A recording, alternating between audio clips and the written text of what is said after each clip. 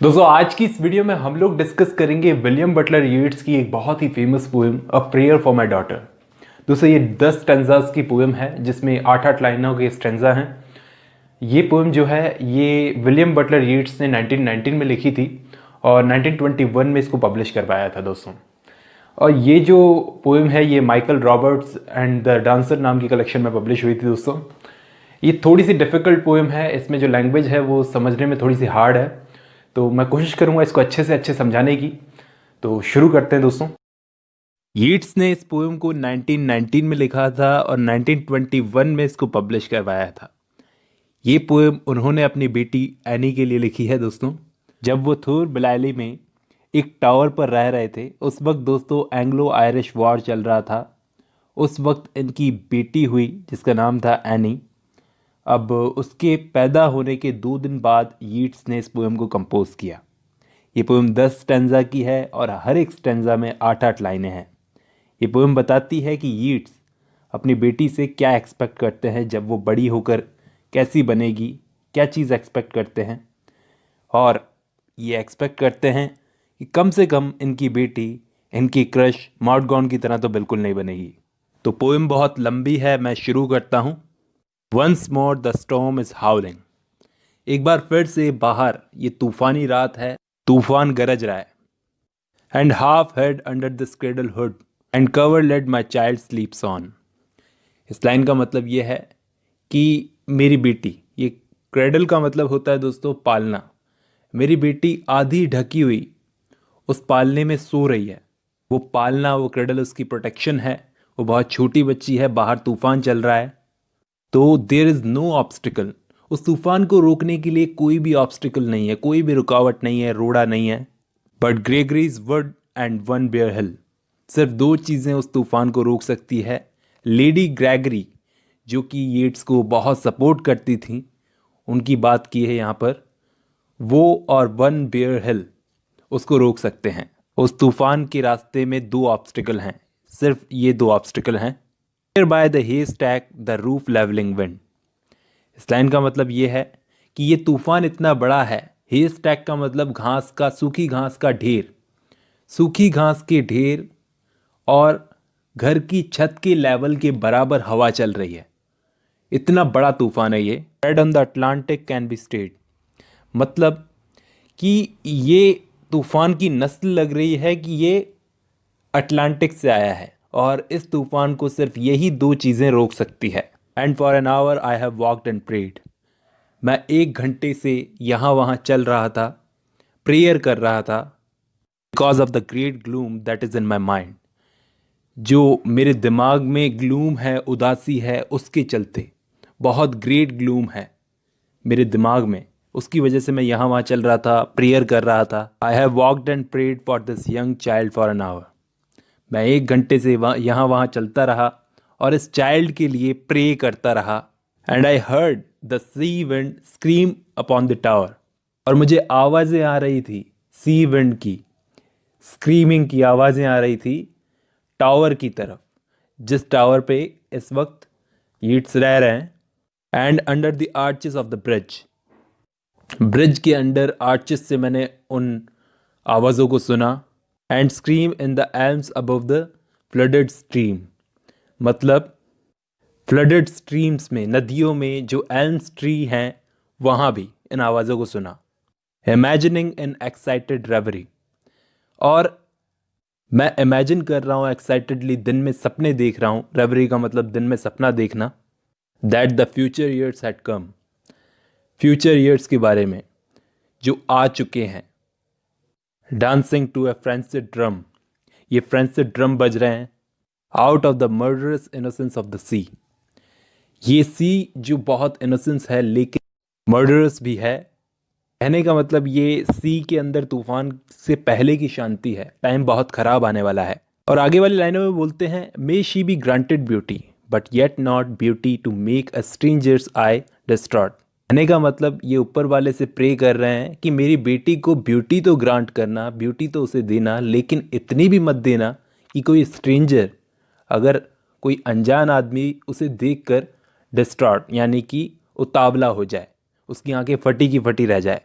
और hers before a looking glass, या फिर इतनी ब्यूटी भी मत देना कि वो बस सारा दिन आईने के सामने ग्लास के सामने बैठी रहे।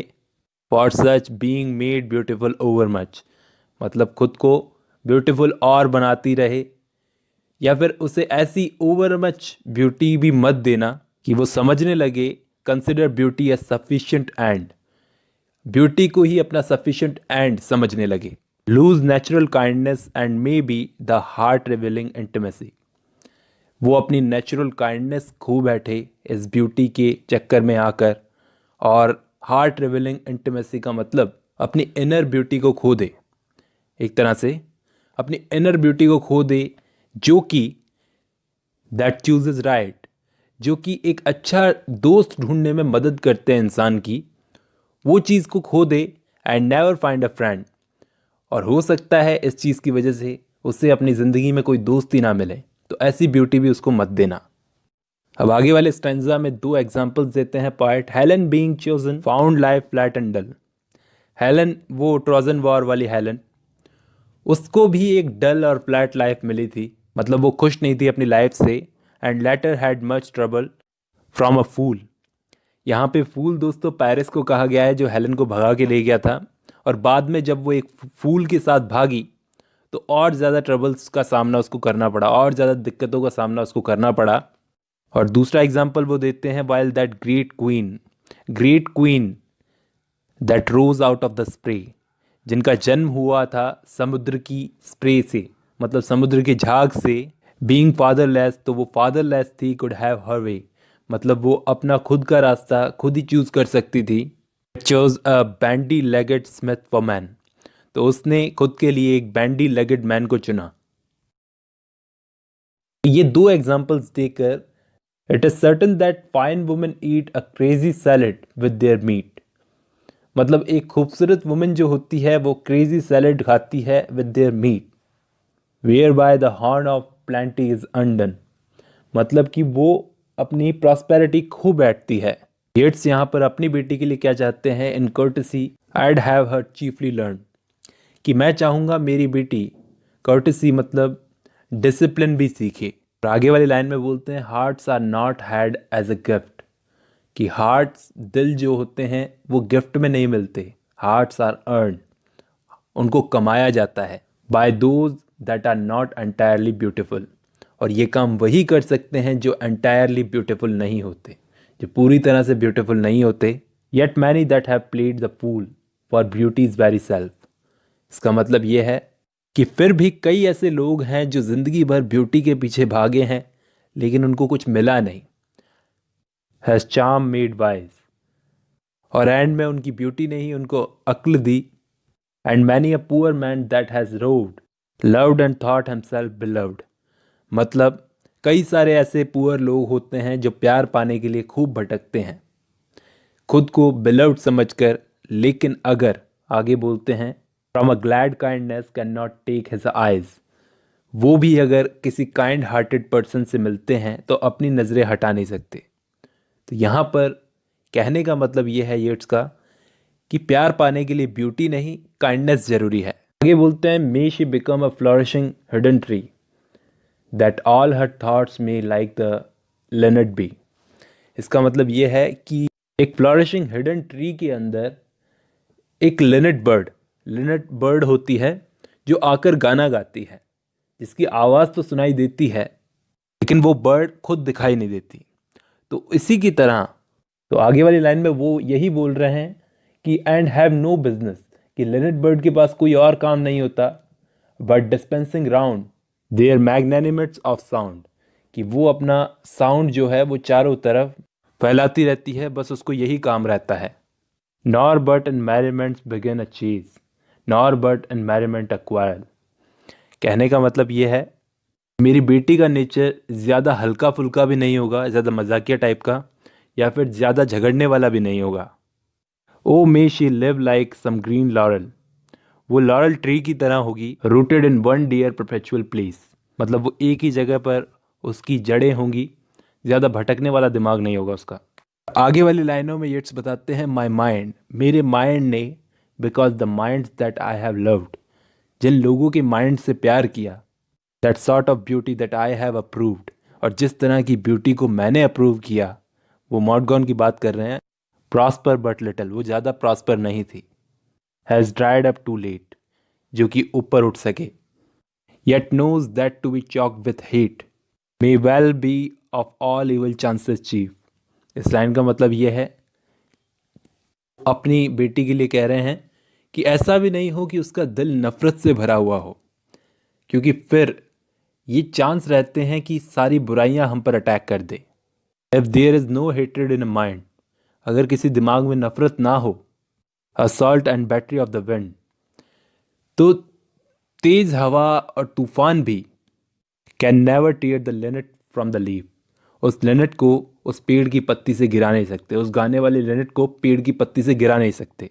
ये वो बोलते हैं an intellectual hatred is the worst, कि एक इंटेलेक्चुअल हेट्रेड जो होती है वो सबसे खराब होती है। तो let her think opinions are accursed, इसका मतलब ये है कि इसको खुद ही ये समझना होगा कि लोगों के अपने अपने ओपिनियंस होते हैं और उनसे हमें अफेक्ट नहीं होना चाहिए, उन ओपिनियंस से हमें खुद पर नहीं लेने चाहिए वो ओपिनियंस। आगे वाले लाइनों में येट्स एक सवाल पूछते हैं, have I not seen the loveliest woman born. इसका मतलब ये है कि क्या मैंने कोई खूबसूरत लड़की नहीं देखी। यहाँ पर मॉडगॉन की बात कर रहे हैं, of course. Out of the mouth of Plenty's horn, जो कि बहुत ही सही जगह पैदा हुई थी, लेकिन because of her opinionated mind, मतलब उसके आसपास सराउंडिंग में जैसे लोग थे ओपिनियनेटेड माइंड, जिन्होंने बार्टर्ड दैट हॉर्न, उसकी प्रॉस्पेरिटी को उससे ले लिया, उस हॉर्न को ले लिया। एवरी गुड थिंग, मतलब हर एक अच्छी चीज़ उससे ले ली। By quiet natures understood for an old bellows full of angry wind. कहने का मतलब, और एंड में उसे किस टाइप का आदमी मिला जो बिल्कुल ही एंग्री था, जो उसे बिल्कुल भी डिजर्व नहीं करता था। आगे वाली लाइनों में येट्स बोलते हैं, कंसिडरिंग दैट, जब हम ये कंसिडर करें, ऑल हेट्रेड ड्रिवन हैंड्स, जब सारी नफरत हमारे दिमाग से निकल जाती है, the soul recovers radical innocence, तो हमारी सोल रेडिकल इनोसेंस को रिकवर करती है। And learns at last that it is self delighting, self appeasing and self affrighting. ये सब क्वालिटीज हमें लास्ट में पता चलती है उस इनोसेंस की। And that its own sweet will is heaven's will. यहाँ पर कहने का मतलब ये है कि एक इनोसेंस माइंड की विल ही हेवन की विल होती है। हेवन मतलब गॉड, गॉड की मर्जी होती है। एक इनोसेंट माइंड की मर्जी ही गॉड की मर्जी होती है। She can though every face should scowl and every windy quarter howl और every bellows burst be happy still. कहने का मतलब ये है, तो येट्स की डॉटर हर सिचुएशन को फेस कर सकती है। स्कॉल यानी कि गुस्से को, एवरी विंडी क्वार्टर हॉल को मतलब चारों तरफ सिचुएशन जब बिगड़ी हुई हो, तो ऐसी सिचुएशन में भी वो खुश रह सकती है। And may her bridegroom bring her to a house. यहाँ पर येट्स बोलते हैं कि जब मेरी बेटी की, मेरी डॉटर की शादी होगी, तो वो ऐसे घर में वो शादी उसको लेकर जाएगी वेयर ऑल्स अकस्टम्ड सेरेमनियस। कहने का मतलब जहाँ पर कस्टम्स को, ट्रेडिशंस को फॉलो किया जाएगा, सेरेमनियस घर में उसकी शादी होगी। For arrogance and hatred are the wares peddled in the thoroughfares. कहने का मतलब यह है कि एरोगेंस और हेट्रेड मतलब घमंड और नफरत तो दुनिया के हर एक थॉरोफेयर्स मतलब कॉमन पाथ पर, हर एक कॉमन जगह पर, रास्ते में मिलती है। How but in custom and in ceremony are innocence and beauty बॉन्ड। लेकिन कहने का मतलब जहाँ कस्टम और सेरेमनी होती है वहाँ पर ही इनोसेंस और ब्यूटी पैदा होती है। Ceremony is a name for the rich horn and custom for the spreading lauryl tree. Ceremony में ही प्रॉस्पेरिटी पैदा होती है और जहाँ कस्टम होता है वहीं लॉरल ट्री भी ग्रोथ करता है।